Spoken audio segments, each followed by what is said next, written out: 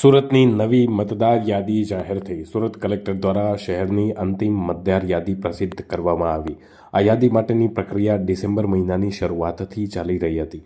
સુરતની કુલ 16 વિધાનસભા બેઠકોનો આ યાદીમાં સમાવેશ. ડ્રાફ્ટ રોલ મુજબ સુરતમાં કુલ 36,23,193 મતદારો નોંધાયેલા હતા. નવી યાદી મુજબ 36,39,042 મતદારોની અંતિમ નોંધણી થઈ છે. ડ્રાફ્ટ રોલની સરખામણીએ કુલ 15,849 નવા મતદારોનો ઉમેદવારો થયો છે. અંતિમ સંખ્યા 18,83,381 પુરુષ મતદારો તેમજ મહિલા મતદારોની સંખ્યા 17,55,568 નોંધાવા પામી છે. સૌને નમસ્કાર.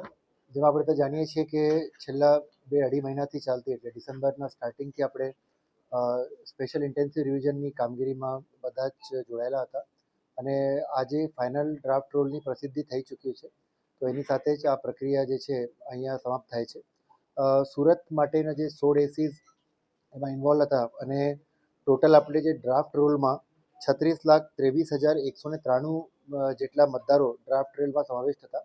એના પછી 6 નંબરના જે વધારાના ફોર્મ્સ, 7 નંબરના ડિલિશન્સ, 8 નંબર ચેન્જ જે ડિટેલ્સ ચેન્જવાળા અને સાથે સાથે જે એસઆઈઆરમાં જે ઇનએલિજિબલ હતા એ બધાનો સરવાળો કરીને જે ફાઇનલ ઇલેક્ટર્સ આપણા ફાઇનલ રોલમાં આવ્યા છે એ નંબર આવે છે 36,39,042.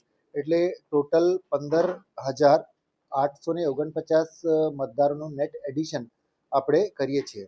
આમાં સારી વાત એ પણ છે કે એમાં જે ડ્રાફ્ટ રોલમાં અને ફાઇનલ રોલમાં જે 18, 19 અને 20થી 29 વાળા જે યુવા મતદારો છે એમનું પણ જે છે વધારે સમાવેશ થયું છે અને ટોટલ 13,000થી ઉપર ટોટલ ઇન્ક્લુઝન અને ડિવિઝન થયું છે. તો આજની ફાઇનલ મતદાર યાદીમાં આપણે 18,83,381 મેલ અને 17,55,568 ફિમેલ પ્લસ 93 થર્ડ જેન્ડર એમ મળીને ટોટલ 36,39,042 જેટલા ટોટલ મતદારો છે આપણા હવે સુરતની જે મતદાર યાદી છે એમાં સમાવેશ છે. જે વાંધા સૂચનોવાળું અને જે ફોર્મ્સ છે, નવા ફોર્મ્સ છે એ 30 તારીખ પછી એટલે જે કમિશન દ્વારા વધારેલી જે ટાઈમલાઈન હતી એના પછી જે આપણી પાસે થયા છે એટલે એ ફોર્મ્સનો નિર્ણય છે સમયાંતરે કરવામાં આવશે અને જે સમરી જે રિવિઝન રહેશે એમાં જે છે રિફ્લેક્ટ પછી સપ્લિમેન્ટરી યાદીમાં એનું રિફ્લેક્શન થશે. બટ જે ડ્રાફ્ટ જે ફાઇનલ યાદી છે ફાઇનલ યાદી આપણી 36,39,042 લોકોની બની છે.